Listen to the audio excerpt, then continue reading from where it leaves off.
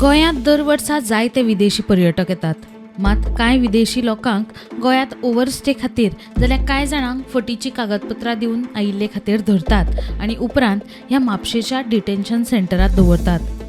कागदपत्रांची पडताळणी केल्या उपरांत FRRO ह्या विदेशी नागरिकांक तांच्या संबंधीत देशांनी परत धाडटात.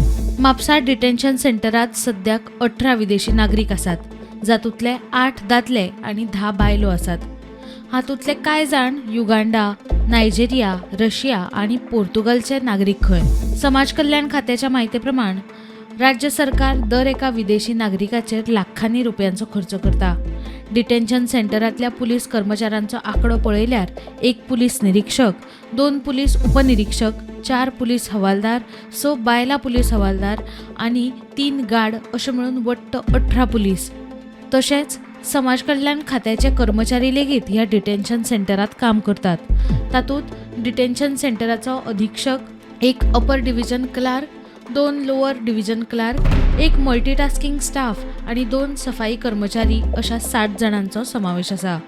समाज कल्याण खातें दर दिसा एका विदेशी नागरिकाच्या जेवणा खातीर सुमार 480 रुपया खर्च करता. हे शिवाय खातें येरादारी सेवेचे पयशे लेगीत फारीक करता. सुत्रांनी दिल्ले म्हायती प्रमाण राज्य सरकार डिटेन्शन सेंटराचेर खंय दर म्हयन्याक सुमार 15 लाख मायज रुपया मोडटा.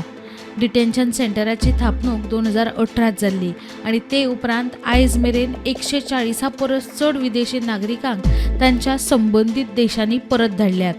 प्रुडंटा खातीर सिनियर रिपोर्टर महेश घाडी आनी सौरव शिरोडकार.